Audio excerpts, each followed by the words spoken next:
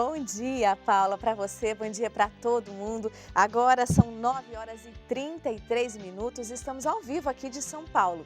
E hoje vamos conversar com o novo bispo auxiliar aqui da capital, o padre Ângelo Ademir Mesari. Nossos correspondentes vão nos atualizar sobre a situação do coronavírus aqui no Brasil. A gente conversa também com um especialista em saúde que vai nos ajudar a entender como utilizar bem os planos de saúde nesse tempo de pandemia. Vamos conversar também com o nosso web jornalismo para falar do aniversário de 1 ano do barco Hospital do Papa Francisco, que está lá no Amazonas. O Canção Nova Notícias também traz para você a previsão do tempo para todo o Brasil. Tudo isso daqui a 2 minutos depois do intervalo. É já já.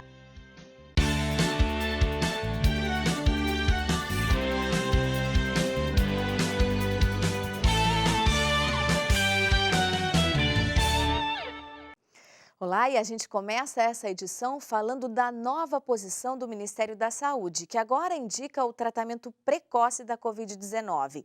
Outro assunto é a volta às aulas. Mesmo com o retorno presencial, as matérias online devem continuar para complementar a grade. A gente vai ao vivo agora lá para Brasília para conversar com o Otávio Martins, e é ele que vai falar para a gente sobre esses assuntos. Bom dia, Otávio. O que você fala então para a gente? Bom dia, Adelita. Bom dia a todos que nos assistem. Exatamente isso. O Ministério mudou aí a política de abordagem quanto ao tratamento da Covid-19. Antes a gente tinha muito aí, se você sentiu os primeiros sintomas, se você acha que está contaminado, teve febre, tosse, né, falta de paladar, não está sentindo muito o cheiro das coisas, fique em casa. Agora a política se você sentiu, mesmo que sintomas leves que possam indicar que você esteja com coronavírus, procure mais rapidamente o médico. Isso acontece por quê? Porque o Ministério disse que vem notando que as pessoas que chegam aos hospitais já estão com quadros clínicos mais avançados, com um pulmão mais poluído, já tem uma tosse mais seca, já está com uma dificuldade de respiração maior. Então, a política agora é que se procure o hospital o mais rápido possível, até porque eles têm visto que o tratamento precoce tem evoluído aí para uma melhora mais rápida, né? Então, o Ministério muda a abordagem para que as pessoas procurem um tratamento o mais rápido possível, assim que sintam os primeiros sintomas que possam indicar aí coronavírus. Isso tudo porque o Brasil registra quase 1.800.000 casos do novo coronavírus. A gente já se aproxima aí de 1.800.000 casos do novo coronavírus no país. Infelizmente, a gente já registra também quase 70.000 mortes no país.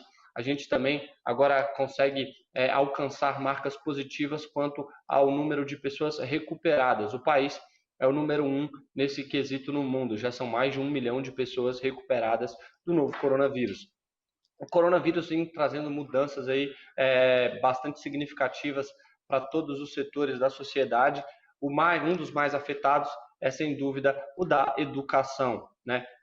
Já se fala aí em volta às aulas, muitas escolas estão planejando o calendário de volta às aulas, mas uma coisa já é praticamente certa, que mesmo com a volta das aulas presenciais, o conteúdo online continuará sendo dado aos alunos. Esse conteúdo online servirá para complementar a grade, que foi bastante afetada, já que já estamos aí há quase 4 meses sem aulas presenciais. Então, o conteúdo online vai continuar na grade dos alunos para complementar as matérias que eles não estão conseguindo ter em sala de aula, já que teremos um calendário mais corrido quando essas aulas realmente voltarem aí presencialmente. Tudo isso também para não prejudicar o calendário de ensino de 2021, do próximo ano, que certamente, se não haver aí um planejamento, vai ser prejudicado por conta do pouco tempo que teremos para dar, né, toda a matéria de 4 bimestres em pouco mais de 2 bimestres. Voltamos com vocês. Muito obrigada, Otávio. Um bom dia aí para você e bom trabalho. Aqui em São Paulo, o resultado dos exames realizados pela Prefeitura apontou que 1.200.000 pessoas já tiveram contato com o coronavírus aqui em São Paulo. Esses dados têm ajudado nas decisões de flexibilização da quarentena. O município autorizou agora a reabertura de parques públicos e também academias. Na primeira amostragem, chamada de fase 0, apresentada em 21 de junho, o inquérito sorológico apontou que 1.160.000 pessoas, ou 9,5% da população, tiveram contato com o novo coronavírus. Os resultados do estudo da fase 1, realizada até 6 de julho e apresentados ontem, apontam que 1.200.000 pessoas, ou 9,8% dos moradores da capital, já tiveram contato com a doença. Oficialmente, a cidade tem 178.000 casos confirmados e 300.000 suspeitos monitorados. 5.700 pessoas foram testadas em todas as regiões da cidade. O levantamento revela que a Covid-19 tem maior prevalência em indivíduos na faixa etária de 35 a 49 anos, com baixa escolaridade, em famílias com mais de 5 membros e as que pertencem às classes D e E. É inaceitável que seja 3 vezes mais perigoso na classe E do que na classe A. Então, esse tipo de ação que agora a Secretaria de Saúde vai fazer nesses distritos ajuda a reduzir essas desigualdades e a acompanhar e a dar mais segurança à população da cidade de São Paulo nesse momento de flexibilização. O estudo foi ampliado de 5 fases para 8 fases. A Prefeitura da capital paulista informou que 70 dos 108 parques municipais vão reabrir a partir de segunda-feira. Esses equipamentos foram fechados no dia 20 de março. Os parques só vão funcionar de segunda a sexta. Finais de semana ficarão fechados. Os 2 maiores parques da capital, o do Ibirapuera na Zona Sul e o do Carmo na Zona Leste, vão reabrir às 6 da manhã, os demais às 10. Todos deverão fechar às 4 da tarde. Máscara será obrigatória aos usuários e o acesso limitado a 40% da capacidade. Na segunda, os setores de audiovisual e academias também retomam as atividades. O estado se aproxima dos 350.000 infectados, 17.118 vítimas e o número de recuperados ultrapassou os 200.000. A pandemia do novo coronavírus afetou a doação de sangue no estado de São Paulo. Segundo a Fundação ProSangue, no Hemocentro do estado, o número de doadores caiu bastante. A preocupação é que falte sangue no estoque nos próximos meses.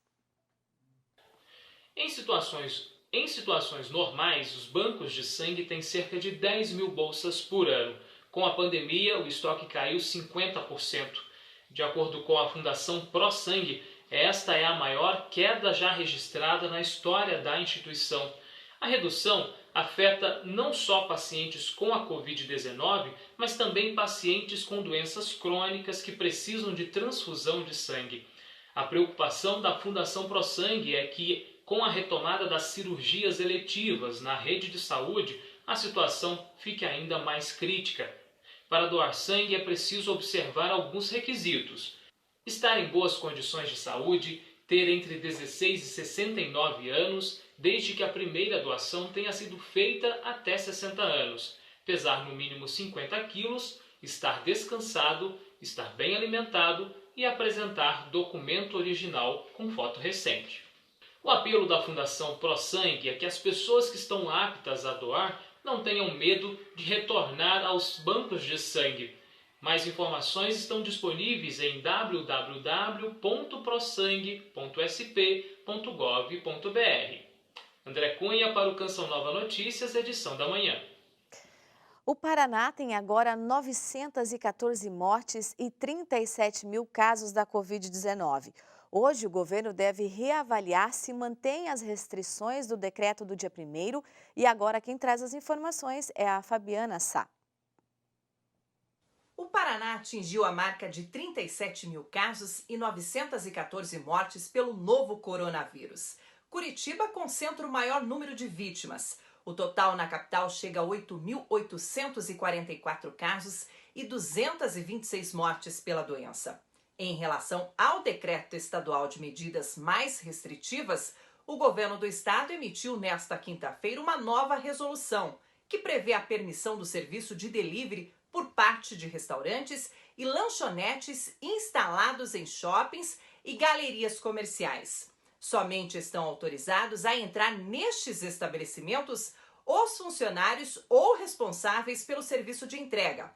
Os sistemas de drive-thru e retirada direto no balcão, que ganhou novo nome no país, Takeaway, ainda estão proibidos.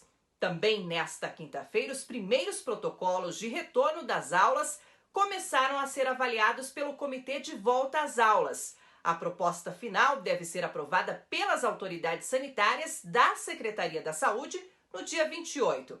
Porém, o governador Ratinho Júnior adiantou que a volta às aulas não deve acontecer antes de setembro. Assim que for aprovado, o protocolo deverá valer para a rede estadual e particular de ensino em todo o estado.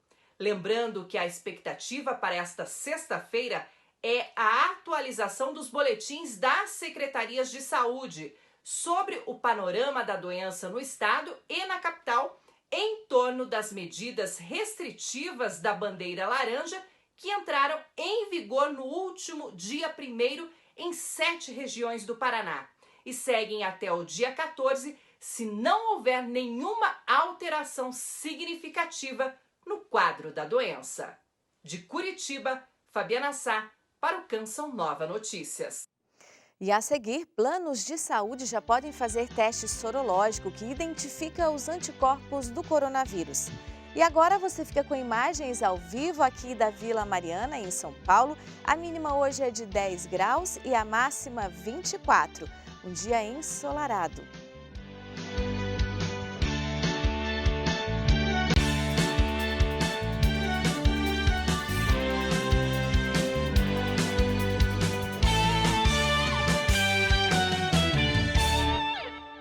O Canção Nova Notícias, edição da manhã, está de volta e agora direto de Macau, na China, nosso correspondente José Miguel esclarece por que o Papa Francisco não se pronunciou sobre Hong Kong no último Ângelus. Bom dia, Brasil. Na passada segunda-feira, durante a oração do Ângelus, após a celebração da missa, o Papa Francisco não mencionou a situação política em Hong Kong, como eventualmente era esperado pela maioria dos fiéis e dos vaticanistas. Esta situação foi alvo de inúmeras críticas, mas numa pequena abordagem que o Semanário Católico de Macau fez ao assunto, uma pequena análise, podemos mais ou menos dizer que há 3 pontos que explicam esta omissão por parte do Santo Padre. A primeira é o facto da Lei de Segurança Nacional para Hong Kong ter sido aprovada pelo Comitê Permanente da Assembleia Popular Nacional, um órgão político da República Popular da China, pelo que qualquer opinião expressa pelo Papa Francisco poderá ser encarada por Pequim como uma ingerência do Vaticano nos assuntos internos da China. Por outro lado, não havendo relações diplomáticas entre a Santa Sé e a República Popular da China, as autoridades chinesas poderiam sempre afirmar que as palavras proferidas pelo Papa Francisco apenas exprimiam a opinião de um autoproclamado líder religioso, sendo que para a China, na melhor das hipóteses, o Santo Padre está ao nível de qualquer outro chefe de Estado. Por último, em terceiro lugar, havendo inúmeros chineses católicos de Hong Kong ligados a movimentos pró-democracia e pró-independência e punindo a nova Lei de Segurança Nacional qualquer associação a organizações estrangeiras, este não será o melhor momento para o líder do Universal da Igreja Católica se pronunciar, pois no entender do Governo Central a Igreja Católica é apenas mais uma organização não governamental com sede no estrangeiro, neste caso no Estado do Vaticano. Ao não se pronunciar, o Papa protege a presença da Igreja Católica em Hong Kong e muitos dos seus fiéis. De Macau, José Miguel Encarnação para o Canção Nova Notícias. Os novos casos do coronavírus pelo mundo são destaque nos principais jornais internacionais nesta sexta-feira. O destaque do The New York Times afirma que os Estados Unidos se aproximam de 60 mil novos casos por dia. O país bateu outro recorde diário, o 6º em 10 dias. Os números foram especialmente impressionantes no Texas, que estabeleceu um recorde para o 4º dia consecutivo. As autoridades de saúde estão preocupadas com o aumento, em parte porque é maior do que o que atingiu os Estados Unidos na primavera. O The Guardian noticia caso de coronavírus em campo de refugiados na Síria. Idlib relata primeiro caso de Covid-19. Trabalhadores da saúde na última província controlada pelos rebeldes na Síria estão se preparando para novos desastres depois que a área superlotada e atingida pela pobreza confirmou seu primeiro caso de Covid-19. Um médico de 30 anos que trabalha num hospital em Idlib, perto da fronteira com a Turquia, pediu para ser testado depois de apresentar sintomas. O médico e aqueles que entraram em contato com ele foram testados e estão em isolamento. E o hospital foi temporariamente fechado. E o jornal japonês Yomiuri Shimbun afirma que Tóquio atingiu outra alta diária. A capital japonesa chegou ao novo recorde em um dia de novos casos de coronavírus, com 243 na sexta-feira, quebrando o recorde anterior de 224 na quinta-feira. Foi o que informou o jornal metropolitano de Tóquio. É a primeira vez que o número de pessoas infectadas em Tóquio supera 200 por 2 dias consecutivos.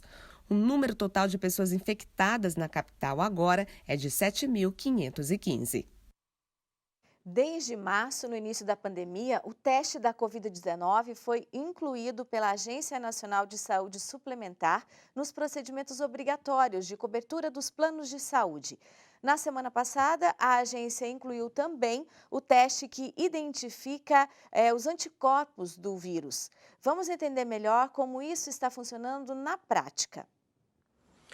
Como a produção de anticorpos no organismo só ocorre depois de um período mínimo após a exposição ao vírus, esse tipo de teste é indicado a partir do 8º dia do início dos sintomas. Nos casos em que o paciente apresente ou tenha apresentado síndrome gripal, que é o quadro respiratório agudo, caracterizado por sensação febril ou febre, acompanhada de tosse ou dor de garganta, ou coriza, ou ainda dificuldade respiratória, ou ainda a chamada síndrome respiratória aguda grave, que é o desconforto respiratório, a dificuldade para respirar, ou pressão persistente no tórax, ou ainda saturação de oxigênio menor do que 95% em ar ambiente, ou coloração azulada dos lábios ou rosto. A Agência Nacional de Saúde Suplementar, a ANS,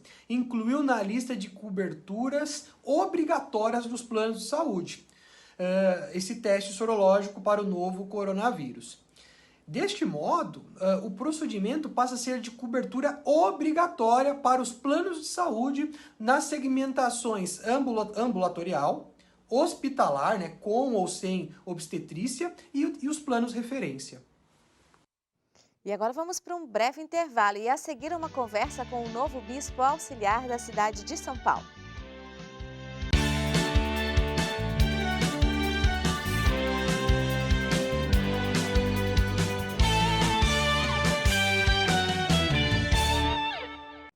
E como fica o tempo no final de semana? Vamos conferir agora. No sul, há risco de geada no Rio Grande do Sul, Santa Catarina e no Paraná. Não chove em toda a região. O sábado e domingo serão com sol e chuva em alguns momentos do dia no Rio Grande do Sul e em Santa Catarina.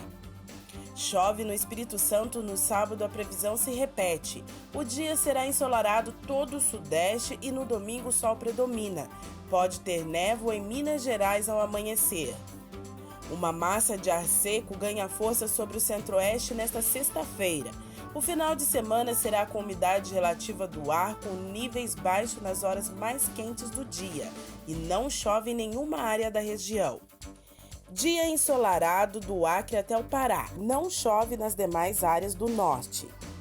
Sábado com chuva no Amapá, Roraima e no Amazonas. Nas demais áreas da região, o sol predomina de manhã e chove entre a tarde e a noite. Já no domingo, sol pela manhã e chuva entre a tarde e a noite em todos os estados. No Nordeste, chove em Salvador, Aracaju, Maceió e Fortaleza. O tempo segue firme no interior nordestino.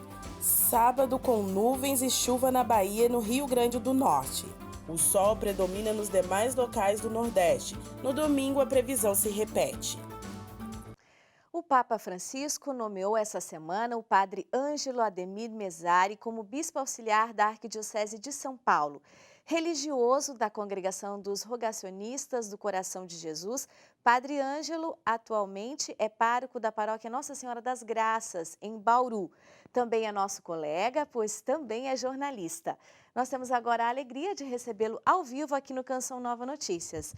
Bom dia, Padre Ângelo. Parabéns por sua nomeação e eu já começo perguntando, como o senhor e a congregação receberam essa notícia da sua nomeação como bispo? Bom dia a todos, bom dia a todos vocês que aí estão trabalhando nesse momento. Recebi com grande alegria, grande temor no coração, este chamado do Papa Francisco para ser bispo e auxiliar da Diocese de São Paulo. Temor porque é sempre mais um caminho, mais um passo nessa minha vocação religiosa e sacerdotal, agora com a plenitude do sacramento, a ordem, o episcopado, também, claro, pelos desafios, mas alegria e esperança, porque Jesus Cristo, nosso Deus, através do Padre o Papa, me confia mais essa missão. Um sentimento, claro, de esperança, de confiança naquilo que vai me oferecer e servindo a Igreja de São Paulo. A nossa congregação rogacionista recebeu com muita alegria, contentamento.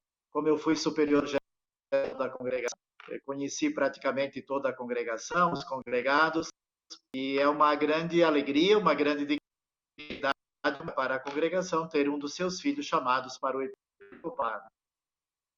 Ângelo, o senhor já escolheu o seu lema episcopal? Já tem data para ordenação? Quais são os próximos passos agora? Então, como eu sou religioso rogacionista, eu escolhi um lema que é muito caro a nossa espírito, mas é que também é um mandato de Jesus. Rogate ergo nominum Senhor da messe, para que envia operários para a sua messe. Ele chamou, também me enviou. A minha ordenação está agendada para o dia 19 de setembro, um sábado, às 15 horas. Será na minha diocese de origem, onde minha família reside também, diocese de Criciúma, no Santuário do Coração Misericordioso de Jesus, no município de Sara, Santa Catarina, devido à impossibilidade também de fazer eventos um pouco mais amplos. Esse santuário é muito grande e vai acolher também a ordenação episcopal, dia 19 de setembro. Que bom. Padre Ângelo, então deixa sua mensagem, né, para esse povo que o senhor vai pastorear a partir de setembro. A minha mensagem é para toda a querida Arquidiocese de São Paulo, a Dom Odilo, cardeal arcebispo, está acolhendo com muito amor, com muita fraternidade aos bispos auxiliares e a todo o povo de Deus. Uma mensagem de serviço, de disponibilidade, de gratuidade. Eu vivi há muitos anos, no tempo da minha formação, depois também como sacerdote, e imagino tantos desafios, mas sobretudo a alegria do Evangelho, de ser bispo nessa cidade, poder dar um testemunho também de bom pastor e servir a igreja, conforme também o nosso cardeal arcebispo, Dom Odilo, me designará as funções, as tarefas que eu irei desempenhar. E com muito amor, com muita alegria, deixo já meu abraço e agradecendo pela acolhida da Igreja de São Paulo. Amém. Nossas orações. Agradeço e Deus abençoe a todos vocês. Amém. Bispos brasileiros falam da proximidade da igreja no Brasil com as famílias. Também agora vamos falar sobre a comemoração de 1 ano das atividades do Barco Hospital do Papa Francisco, que está no Amazonas. Esses são os assuntos em destaque no nosso web jornalismo, que agora a Júlia Beck traz para a gente. Bom dia, Júlia. Bom dia, Adelita. Bom dia a todos. Nesse mês de julho, o Papa Francisco pede orações pelas famílias. Nós conversamos com 2 bispos da Comissão para a Vida e Família da CNBB sobre essa iniciativa do Papa. O presidente da comissão, Dom Ricardo Rippers, comentou que desde o início de seu pontificado, Francisco reforça que a família é uma prioridade na igreja. Ele contou ainda como a igreja no Brasil vem investindo cada vez mais na proposta de tornar cada família um modelo de igreja doméstica. E claro, ouvimos algumas famílias que contaram quais têm sido as suas dificuldades, em especial neste tempo de pandemia, e como estão fazendo para manter a harmonia no lar. E agora falando de saúde e solidariedade da igreja no Brasil. Neste mês de julho, o Barco Hospital Papa Francisco completa 1 ano de sua inauguração. O barco atende a população ribeirinha, que mora à margem do rio Amazonas. Um balanço das atividades do Barco Hospital foram divulgadas. Até o momento, a embarcação, que conta com 23 profissionais da área da saúde e o apoio da Congregação das Pequenas Missionárias de Maria Imaculada, realizou mais de 46 mil atendimentos.